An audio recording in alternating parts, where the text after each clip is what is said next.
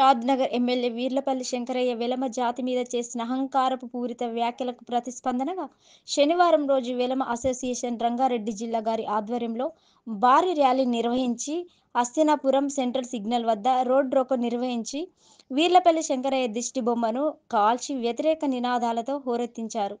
ఈ కార్యక్రమంలో ముఖ్య అతిథిగా శ్రీ ఉడతల భాస్కర్ రావు గారు పాల్గొని సంఘీభావం తెలిపారు. తదనంతరం మీడియాతో మాట్లాడుతూ వీర్లపల్లి శంకరయ్య సమస్త వెలమ జాతికి బేషరతుగా క్షమాపణ చెప్పాలని డిమాండ్ చేశారు.